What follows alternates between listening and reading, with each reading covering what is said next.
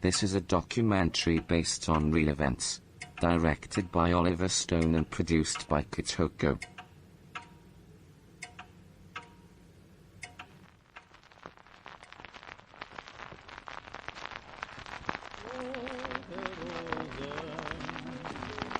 Nazi.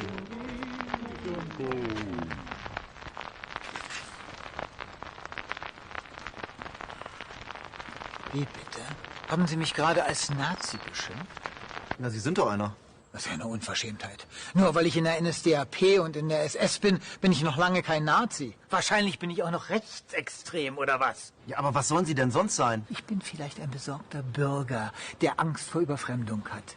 Aber ich bin nicht rechts. Und ich bin erst recht kein Nazi. Hey, Sie da?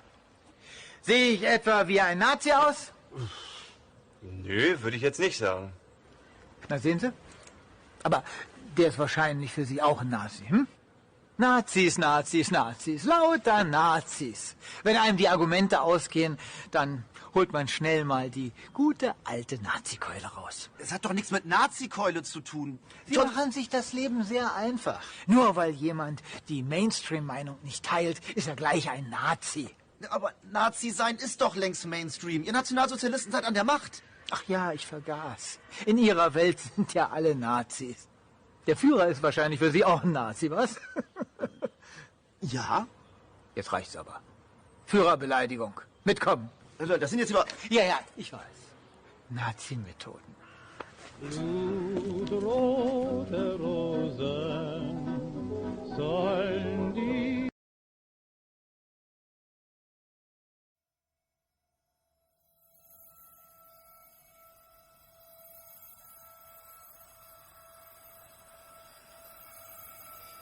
О том, что демилитаризация украинских экономик, мы бы хотели это все обсудить и формализировать, чтобы потом не было как у Петра Алексеевича. Ты со мной хочешь формализировать отношения?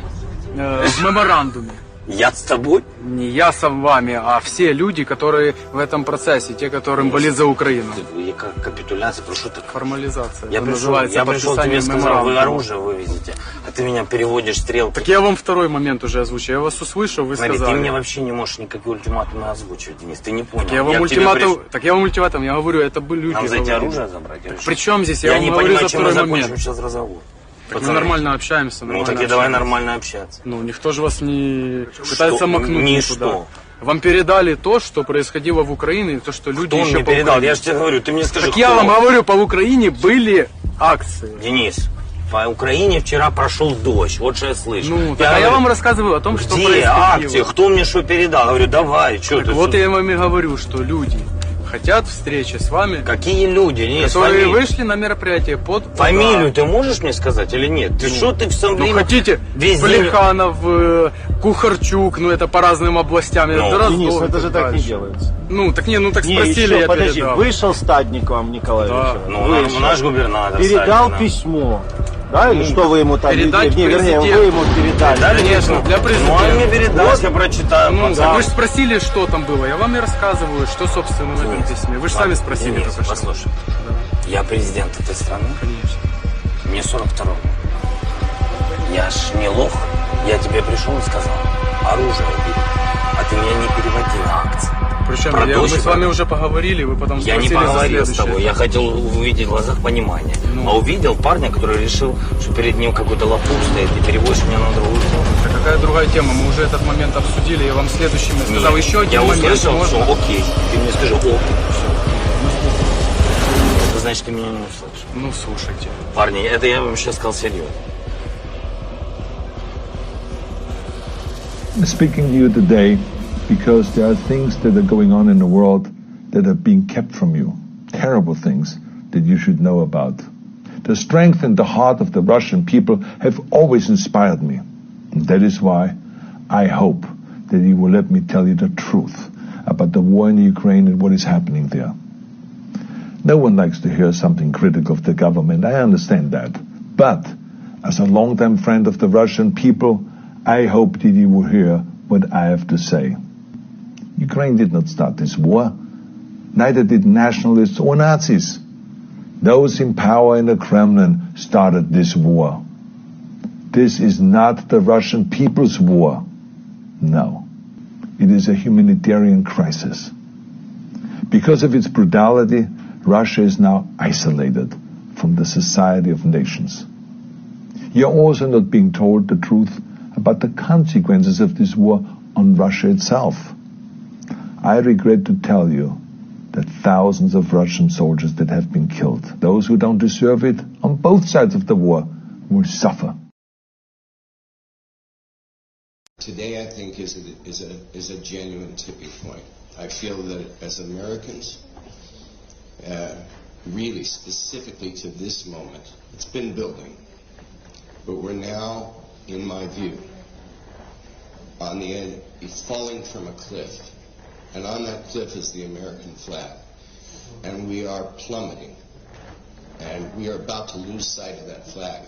We won't be able to see it anymore if we don't help Ukraine with everything we've got. Należą się ogromne słowa podziękowania, szczególnie tym, którzy przyjmują rodzinę Ukraińców. You know, I'm going to do everything I can do.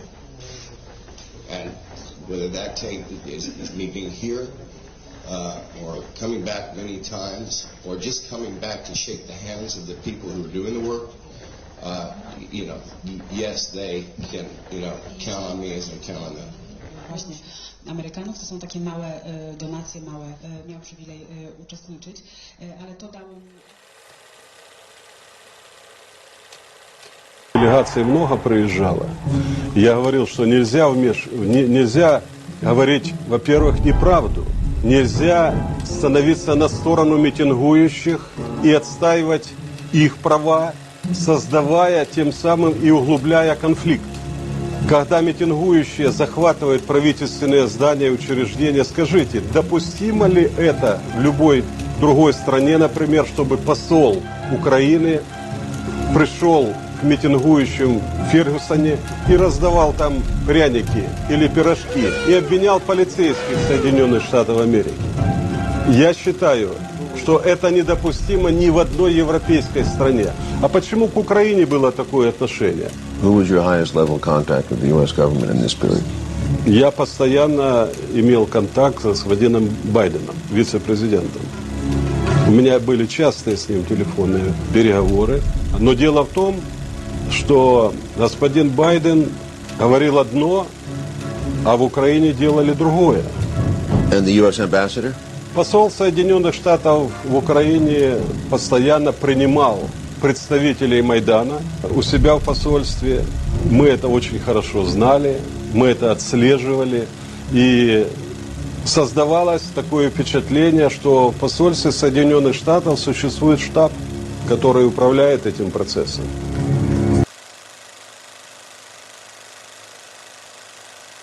This hour, we begin our war coverage with the words of the President of the United States and the President of Ukraine. President Biden now calling President Vladimir Putin a war criminal, the Russian president, a war criminal, and President Zelensky putting new pressure on the United States to do more to end Putin's aggression in Ukraine. Here's CNN's White House correspondent, MJ Lee. Today, the Ukrainian people are defending not only Ukraine. We are fighting for the values of Europe and the world. Tonight, President Biden responding to an impassioned, extraordinary speech from his Ukrainian counterpart, Volodymyr Zelensky. He speaks for a people who have shown remarkable courage and strength in the face of brutal aggression. Courage and strength that's inspired not only the Ukrainians, but the entire world. The world is united in our support for Ukraine and our determination to make Putin pay a very heavy price. Hours earlier, the Ukrainian president addressing a joint session of the United States Congress virtually from Kyiv as Russian attacks intensify across his country. Russia has attacked not just us, not just our land, not just our cities. And the civilian death toll continues to rise. It went on a brutal offensive against our values, basic human values. Zelensky imploring the U.S. to do more, once again asking it to support a no-fly zone over his country, despite the U.S.'s repeated refusal. Is this a lot to ask for? To create a no-fly zone over Ukraine? To save people? Is this too much to ask? Biden stopping short of endorsing a no-fly zone, but announcing an additional $800 million in security assistance to Ukraine. That package including Stinger anti-aircraft systems, javelins, and weapons like grenade launchers, rifles, machine guns, and body armor. The president also putting this new label on Vladimir Putin. I think he is a war criminal. With American lawmakers looking on, Zelensky invoking some of the darkest moments in America's modern history.